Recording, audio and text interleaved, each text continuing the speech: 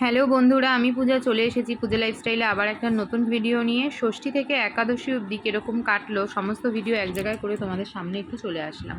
তোমরা সবাই কেমন আছো? আশা করি সবাই খুব ভালো আছো। পুজো তোমাদের কেমন কাটলো অবশ্যই কিন্তু কমেন্ট বক্সে জানিও। আমার পুজো ভালো মন্দ মিলিয়ে কেটেছে, কারণ আমার মেয়ের শরীর ভালো না, সেই জন্য পুজোটা এবার যেভাবে ভেবেছিলাম সেভাবে কাটনি। তাছাড়াও 2025 বছরটা কিন্তু খুবই খারাপ যাচ্ছে।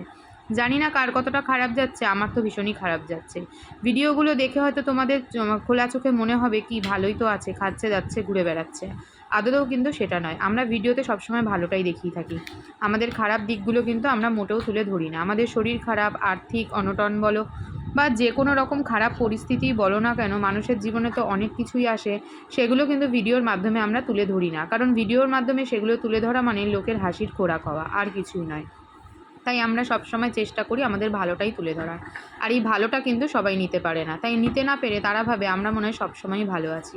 ভালো মন্দ মিলিয়েই মানুষের জীবন। শুধু ভালো আছি এই কথাটা কিন্তু কখনোই কারোর সাথে সবসময় খাটবে না। শুধু ভালোগুলো তুলে ধরা মানে এটাই নয় যে আমার জীবনে কোনো খারাপ কিছু ঘটছেই না বা ঘটতে পারেই না।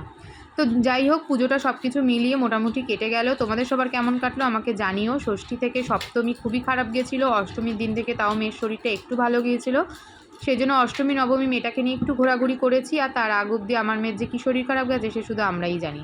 তার মধ্যে এই বছরে আমার বলো গণেশের বলো সবারই খুব শরীর খারাপের মধ্যে দিয়েই কেটেছে। যাই হোক, আশা করি মা এসেছে এবং চলেও গেছে, 2025টাকে যেন নিয়ে যায় আর 2026টা পড়ার সাথে সাথে যেন ভালো কিছু ঘটে। কারণ 2025-এ অনেক অনেক খারাপ ঘটনার সম্মুখীন কিন্তু হলাম। আজকের মতন টাটা, দেখা হচ্ছে একটা নতুন ভিডিওতে। সবাই ভালো থেকো আর সুস্থ থেকো। আর সবার পুজো কেমন কাটালো একটু ছোট করে কিন্তু জানিয়ে যেও। দশমীর দিন বরণ ঠরণ করে একটু ঘুরতে বেরিয়েছিলাম আর আইসক্রিম দিয়ে আমাদের পুজোর খাওয়া দাওয়া শেষ করলাম।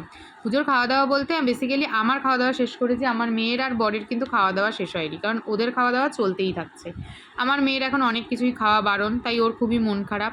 যাই হোক, যারা খেতে ভালোবাসে তাদের খাওয়া দাওয়া বারণ হলে কিন্তু এই সমস্যাটাই হয়ে থাকে। মায়ের কাছে একটাই এই আমার অনুরোধ যে মা যেন সবাইকে ভালো রাখে আর সুস্থ রাখে। টাটা।